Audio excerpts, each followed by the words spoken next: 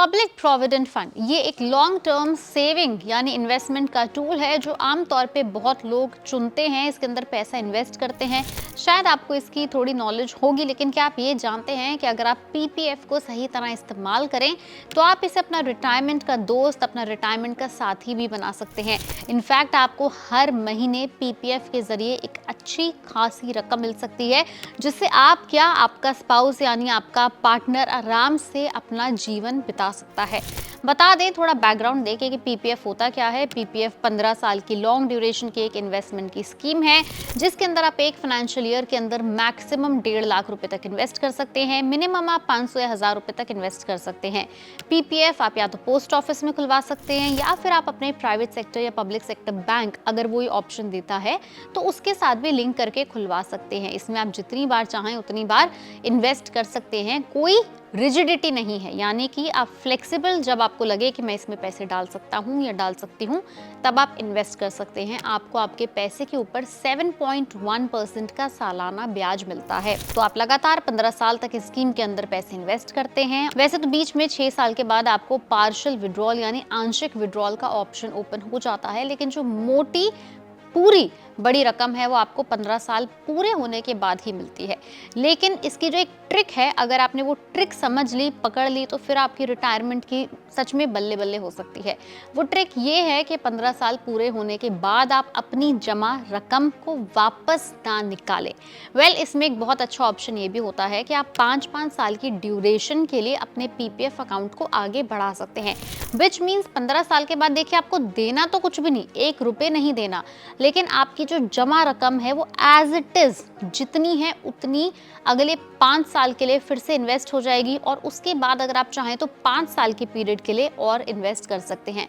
तो सबसे अहम बात कि आप इस स्कीम को आगे बढ़ा सकते हो सिर्फ 5-5 साल की ड्यूरेशन के लिए, 2 साल 3 साल नहीं, 5 years, then 5 years and then so on and on and on। जब आप ऐसा करते हैं तो आपका जो अमाउंट है जो आपने जमा करा प्लस आपको उसके ऊपर ब्याज मिला, उसी अमाउंट की कंपाउंडिंग शुरू होती है।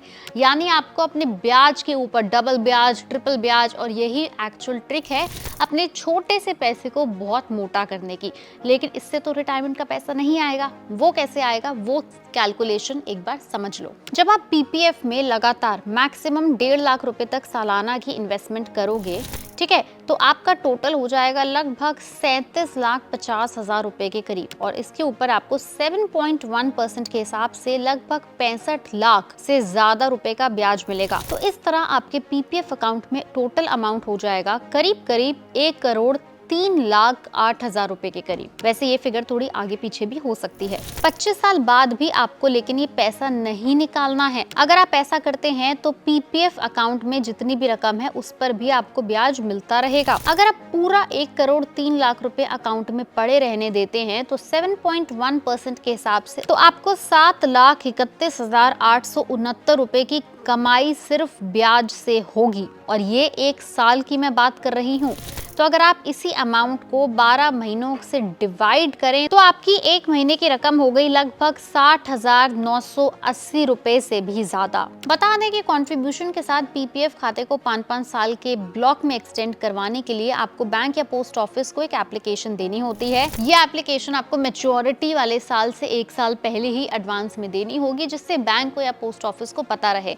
लेकिन अगर आप इस कैलकुलेशन के हिसाब से चलते हैं तो आप एक्चुअली अपनी रिटायरमेंट के समय पर अपना अच्छा खासा हर महीने पैसा विड्रॉ कर सकते हैं। वैसे बता दें कि हर महीने पैसा विड्रॉ करने की सुविधा अगर आपको ना भी मिले तो आप सिर्फ अपना इंटरेस्ट यानी ब्याज भी सालाना या साल में 2 बार भी विड्रॉ कर सकते हो। तो आपको एक पेंशन के तौर पे अच्छा खासा अमाउंट मिल जाएगा। नहीं तो आप पूरा का पूरा पैसा 1 गो में विड्रॉ कर सकते हो, उसको कहीं और ब्याज पे लगा सकते हो या उसको किसी और पेंशन फंड के अंदर इन्वेस्ट कर सकते हैं जहां से आपको महीने का ब्याज मिल जाए।